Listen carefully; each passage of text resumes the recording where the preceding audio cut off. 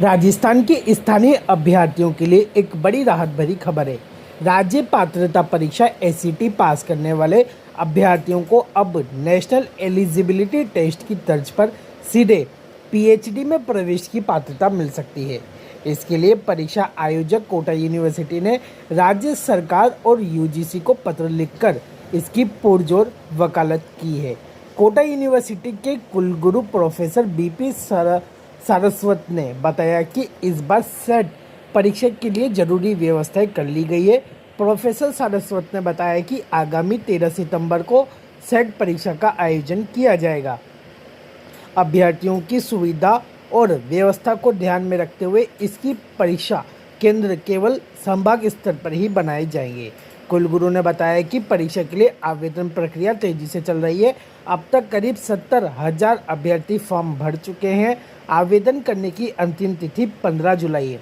Professor Saraswat ने आज शुक्रवार को शाम 7 बजे जानकारी देते हुए बताया कि अभ्यर्थियों से अपील करते हुए उन्होंने कहा कि सभी अभ्यर्थी लास्ट डेट का इंतजार किए बिना जल्द से जल्द अपना फॉर्म भरें, ताकि लास्ट समय में किसी भी तकनीकी समस्या या सर्वर डाउन होने जैसी परेशानी से बचा जा सके। यूनिवर्सिटी प्रशासन ने इस बार परीक्षा का दायरा भी बढ़ाया है।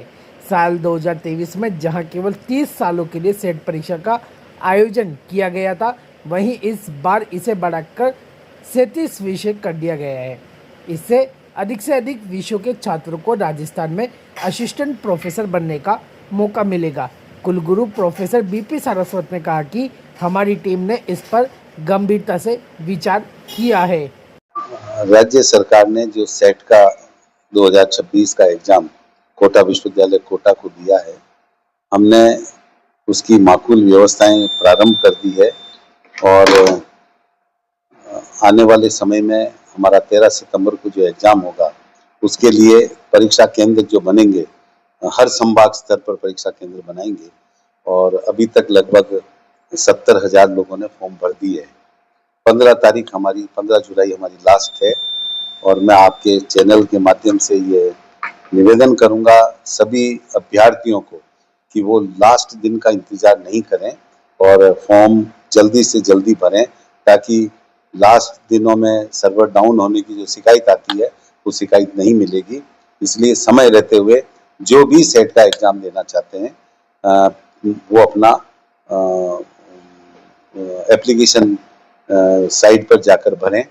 और दूसरा ये था कि पिछली बार जब 23 में हुआ था तो 30 सब्जेक्ट का एग्जाम हुआ, इस बार हम 37 सब्जेक्ट का एग्जाम करवा रहे हैं और उसको लेकर लोगों में खुशी भी बहुत है और बहुत से लोगों ने ये कहा कि ये विषय भी बहुत जरूरी थे जो कोटा विश्वविद्यालय ने प्रारंभ किए हैं।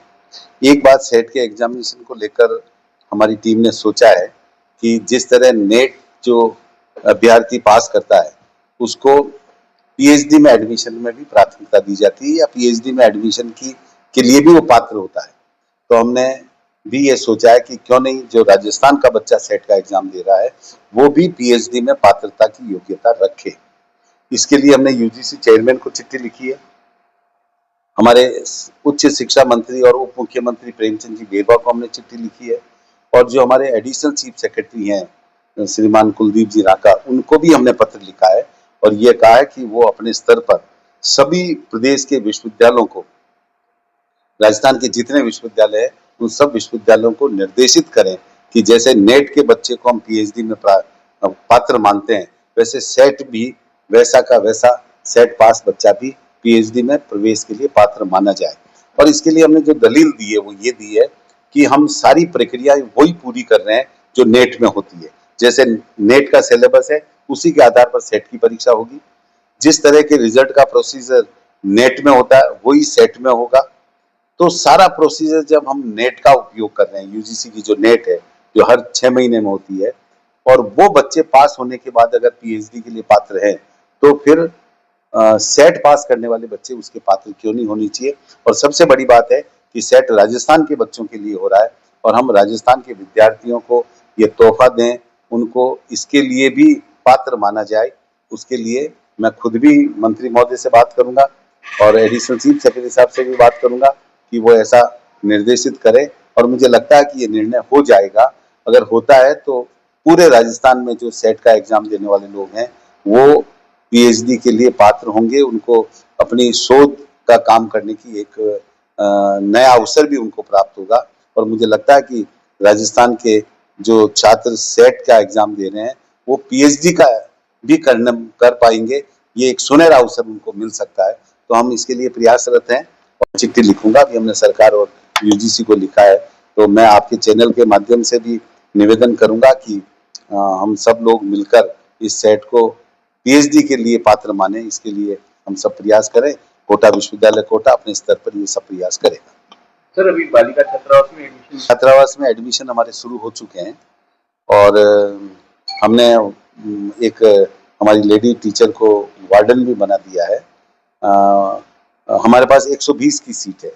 अगर हमारे यहाँ के जो कैंपस में लड़कियां पढ़ रही है उसको एडमिशन पूरा हो जाने के बाद हमने एक विचार किया है जिस पर हम निर्णय लेने वाले हैं कि जो कोटा शहर में जितने भी गवर्नमेंट कॉलेजेज हैं, वो गवर्नमेंट गर्ल्स कॉलेज है, गवर्नमेंट कॉलेज है, कॉमर्स कॉलेज है और कॉमर्स गर्ल्स कॉलेज है, इन चारों के प्रिंसिपल को हम चिट्ठी लिख रहे हैं कि अगर उनकी छात्राएं यहाँ हॉस्टल में प्रवेश लेने की इच्छुक हैं तो वो प्रवेश हमारे नियमानुसार ले सकते हैं, पर उसमें प्राथमिकता हमारे विश्वविद्यालय के कैंपस की लड़कियों को रहेगी।